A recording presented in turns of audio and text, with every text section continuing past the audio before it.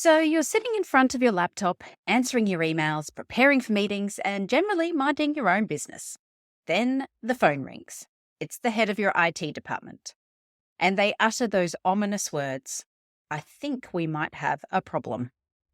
Someone has detected a potential breach of your systems. It's not known yet if it's actually occurred, and if it has, what's been accessed or even stolen. What would you do as a comms professional in this situation? Unfortunately, the instances of cyber attacks and other cyber incidents like mass outages are becoming all too frequent, and every single business, no matter the size, is at risk. But how you respond to that incident will speak volumes about your business and will make or break your reputation and trust in your brand. And that's what today's episode is all about.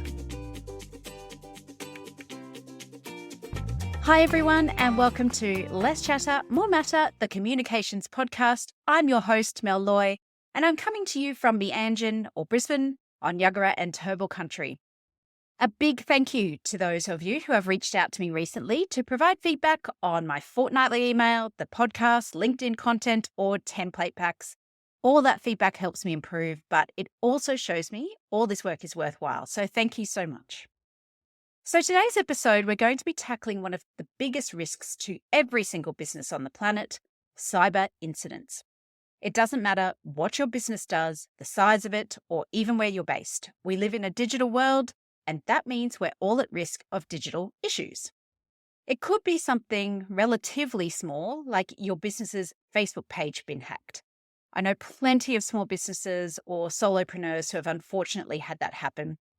And it's their primary way of reaching their customers and selling their products. So in an instant, they lose access to all of that. It's super frustrating.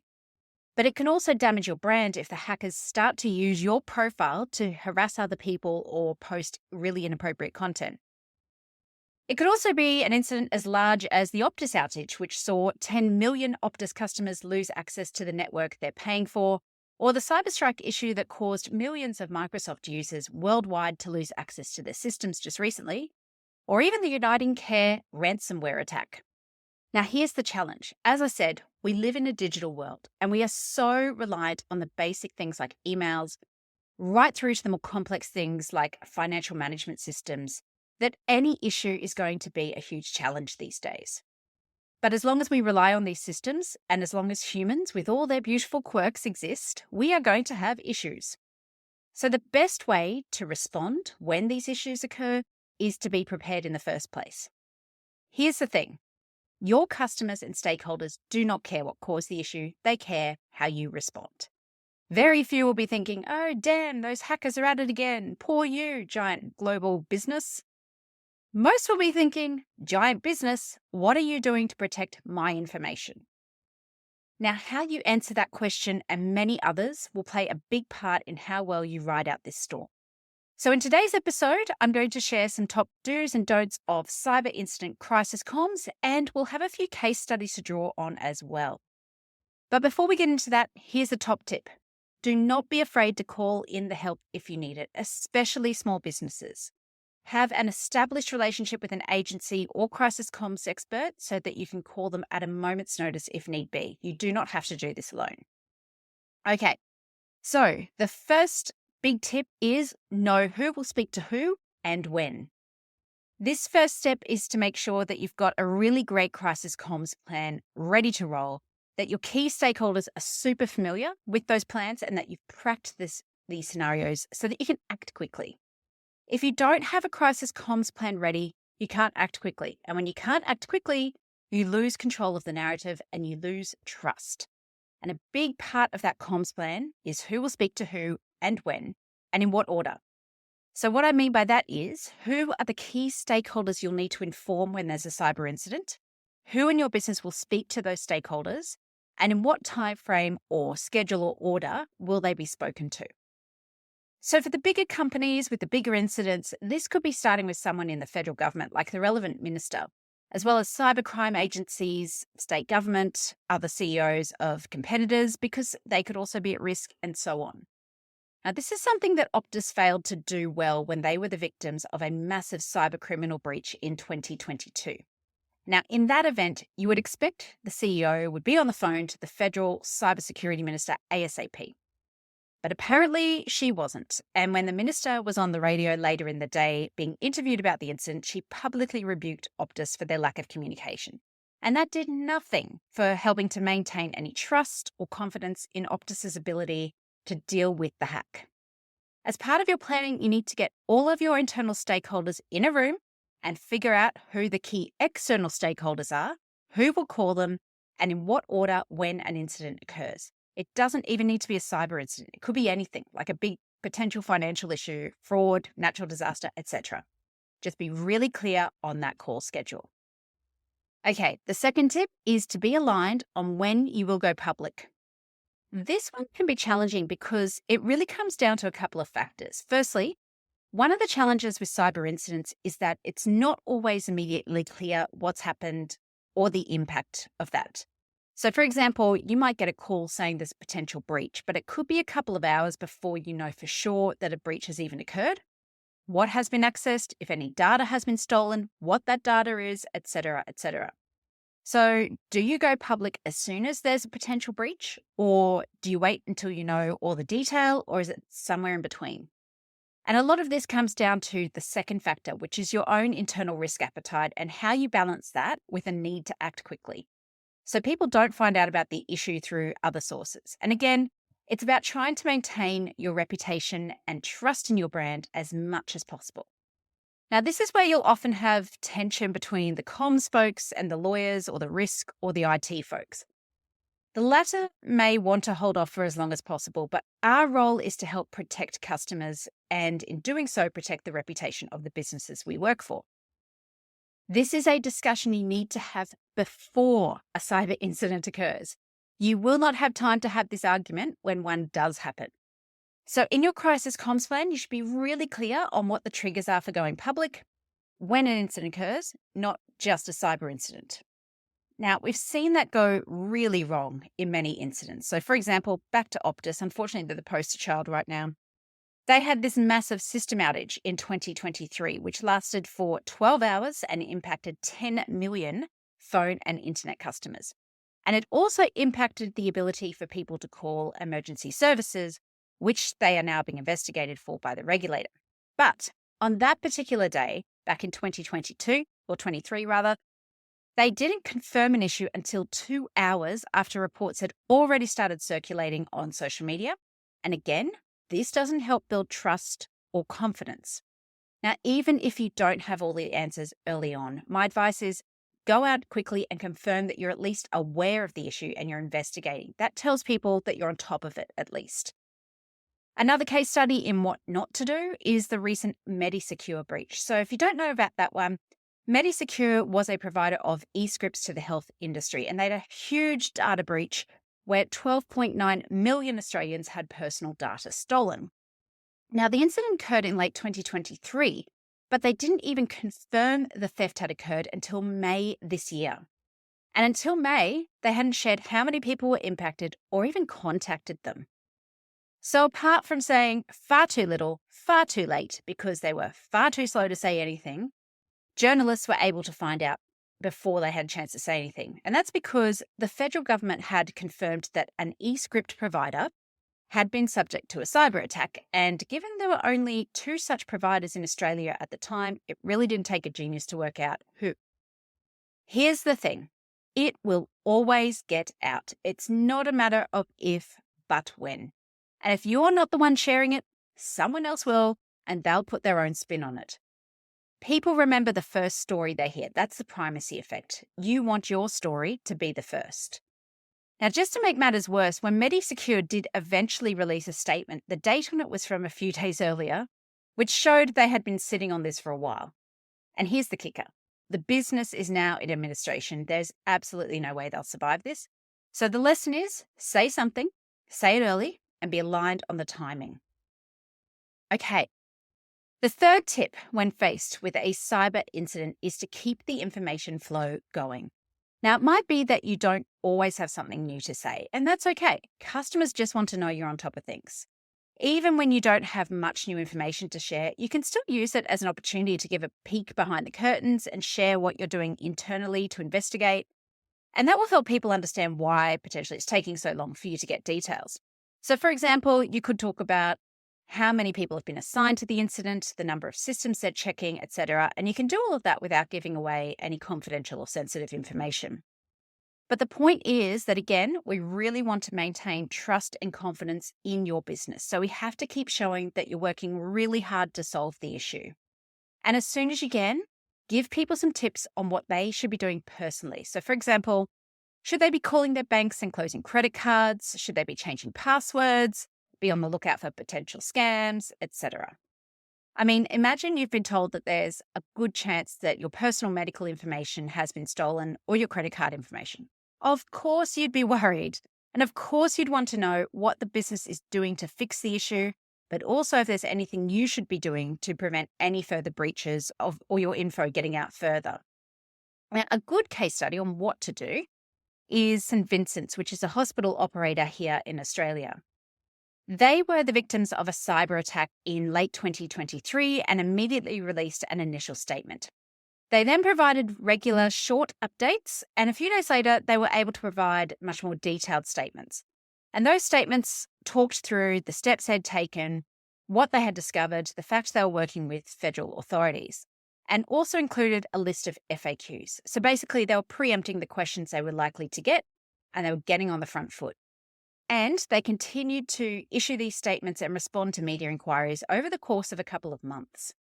Now, contrast that with the Optus outage in 2023, where they had one brief update on Twitter and didn't have another until 6 hours later. It's just not good enough.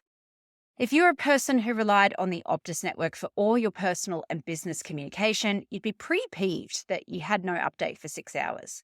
And there was also no comment from the CEO until almost 7 hours after the incident started. So the lesson here, not only should you say something quickly, but keep offering regular updates and use it as an opportunity to demonstrate your expertise in managing the situation. Number 4, and this is a big one, do not, under any circumstances, let lawyers write your comms, either for internal audiences like your staff or external audiences like media and customers. Should they check it as subject matter experts? Absolutely. You don't want to land your business or individuals in legal hot water because of something that you wrote in your comms. But the problem with legal speak is exactly that. It's legal speak. It makes very little sense to most people, and it's often just a way of not admitting responsibility. We are talking to humans, so we need to talk like humans. That means clear, plain language, and again, about maintaining trust. If you go out with copy that's obviously been written by a lawyer, it will annoy the crap out of people. They will see right through it as well, because it won't be genuine or empathetic, because it'll sound like a lawyer wrote it. No disrespect to lawyers here. You do your job for a reason, but we're talking about maintaining reputation here and keeping people on board. And also, people get annoyed if they can't get the clear message straight away. Now, it's not just lawyers, though. It's technical experts, too, who are prone to use words that can actually make things seem almost so much worse or inflammatory, or jargon that people, like customers, just would not understand. And nor should they. They're not technical experts. The communication needs to be written with a genuine tone, with empathy, and clearly and succinctly state what's happened, what you're doing, what's next, as far as you know. So use language that is audience-centered. Now, in an example of what not to do, and when it's obvious lawyers have been involved, here's the statement that MediSecure eventually released after they had already been outed. Okay, it reads, MediSecure has identified a cybersecurity incident impacting the personal and health information of individuals. We have taken immediate steps to mitigate any potential impact on our systems. While we continue to gather more information, early indicators suggest the incident originated from one of our third-party vendors. MediSecure takes its legal and ethical obligations seriously and appreciate this information will be of concern. MediSecure is actively assisting the Australian Digital Health Agency and the National Cybersecurity Coordinator to manage the impacts of the incident. MediSecure has also notified the Office of the Australian Information Commissioner and other key regulators. MediSecure understands the importance of transparency and will provide further updates via our website as soon as more information becomes available. We appreciate your patience and understanding during this time. Okay, let's break that down. So it starts with them taking immediate steps to mitigate potential impact on their systems, not on mitigating impact to the people whose data has been stolen. So it becomes about them. And it's a whole lot of we statements in all of that. It's all about the company. It's actually nothing about the true victims here, which is the 12.9 million people whose personal medical information has been stolen. Now, speaking of which, there's nothing in that statement that actually apologizes to the people impacted by the breach. They try and pass it off onto a third party, making them the cause of it. But at the end of the day, they're the ones who also didn't take the steps to make sure their third parties were doing the right things and secure as well. And of course, people expect that MediSecure are the ones that are keeping their data safe. The very least they could have done is say, we are sincerely apologizing for this breach occurring. Okay. Yes, the lawyers are going, but you'll admit responsibility, right. There are ways that you can say we're really sorry about the fact that this has happened, right? Number 3, there is zero empathy or genuine concern in any of that statement. Number 4, that does nothing to allay the fears of the public who have been impacted. Number 5, it's obviously written by lawyers. What I really love is that it says MediSecure understands the importance of transparency and will provide further updates.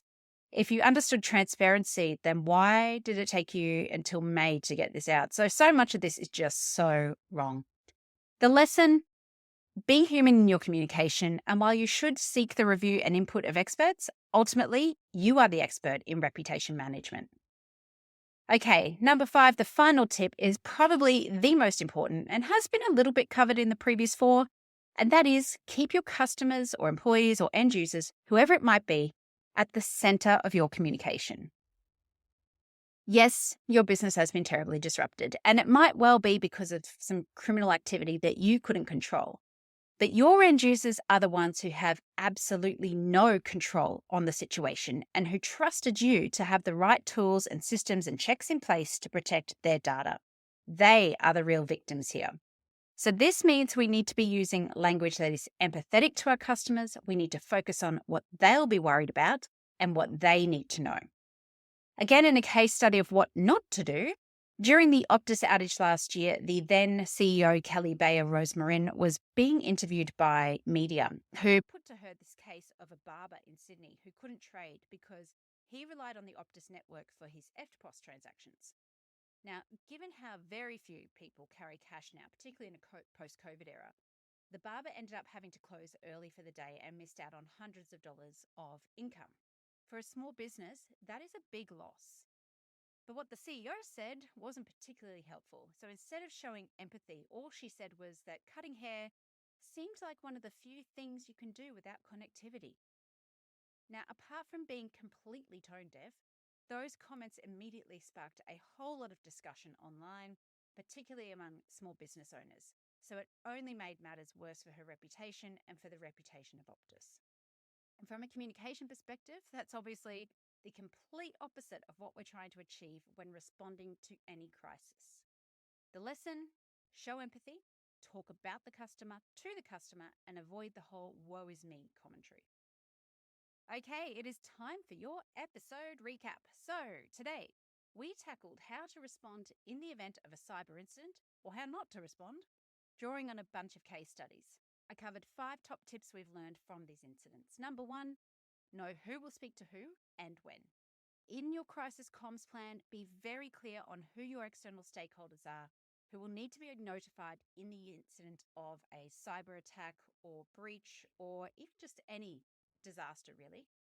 Who will call them and in what order those calls will occur. Number 2, be aligned internally on when you will go public. You want to be the first to tell the story, but you do need to have that discussion with internal stakeholders like your legal and risk teams before an incident like this occurs. In your crisis comms plan, make sure you document what the triggers are for going public. And remember, it always gets out. Saying nothing is not an option. Number 3, keep the information flowing. One initial statement followed by a tweet 6 hours later is not enough. Make sure you're offering regular updates, even if it's just to confirm you are still investigating or to show people what you're doing as part of that investigation. Make sure you're including information for what steps people can take. So, for example, if they can't access your systems or if they potentially have personal data stolen, what could they do? Number 4, don't let the lawyers write the copy or the tech heads. You are the expert in reputation management. You should absolutely get those specialists to check your copy to make sure it won't cause any issues down the track and to make sure it's accurate. But if those guys get involved, it'll probably be full of technical jargon and it won't say anything, and it certainly won't be genuine or empathetic. And number 5, keep your end users at the center. Whether that's your employees, your customers, or anyone else, they're the real victims here. They have zero control over the situation. All your comms should be focused on them, not you whinging about how hard it is for you. Now, if you'd like to learn more about Crisis Comms, you are in luck, my friend. My final Crisis Comms Bootcamp is coming up really shortly. It's a 1-hour webinar once a day for 5 days, and you will get everything you need to kickstart your Crisis Comms planning, including a template pack, loads of tips on best practices, and case studies to draw from. So this course continues to get really great feedback every time I run it, so I don't want you to miss out. I will pop the link in the show notes, or you can head to heymelcomms.com.au/public-workshops. Now, if you're not up for the course, you can always purchase the Crisis Comms template pack directly from my website. As always, stay up to date with all the learning, events, and comms news from around the world by signing up to my fortnightly email. Each edition is packed full of value and is non-spammy. It continues to get a really high open rate, about 60% each edition, which tells me you all are finding this valuable too. So in the meantime, keep doing amazing things, and bye for now.